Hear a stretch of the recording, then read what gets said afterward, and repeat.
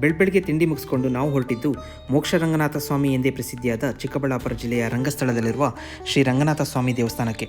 ಹೊಯ್ಸಳ ಅರಸರಿಂದ ನಿರ್ಮಿಸಲ್ಪಟ್ಟ ಈ ದೇವಸ್ಥಾನ ದಿನ್ನೆಹೊಸಹಳ್ಳಿ ಗ್ರಾಮದಲ್ಲಿದೆ.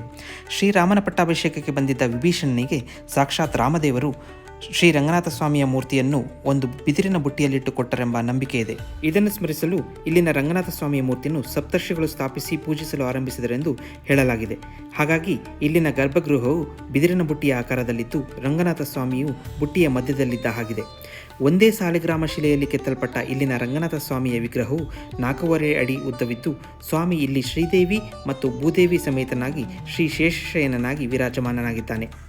ಈ ದೇವಾಲಯದಲ್ಲಿ ದಕ್ಷಿಣಾಭಿಮುಖವಾಗಿ ಭವ್ಯ ರಾಜಗೋಪುರವಿದ್ದು, ಸುಂದರ ಕೆತ್ತನೆಯುಳ್ಳ ಕಂಬಗಳಿಂದ ನಿರ್ಮಿಸಲ್ಪಟ್ಟ ಒಂದು ಸಭಾಂಗಣವಿದೆ. ಶ್ರೀರಂಗಪಟ್ಟಣ, ಶಿಂಷಾ ಮತ್ತು ಶ್ರೀರಂಗಮಲ್ಲಿ ಸ್ವಾಮಿಯ ದರ್ಶನ ಮಾಡಿ ಇಲ್ಲಿ ಬಂದು ರಂಗನಾಥನ ದರ್ಶನ ಮಾಡಿದವರಿಗೆ ಮೋಕ್ಷ ದೊರಕುತ್ತದೆ ಎಂಬುದು ಭಕ್ತರ ನಂಬಿಕೆ.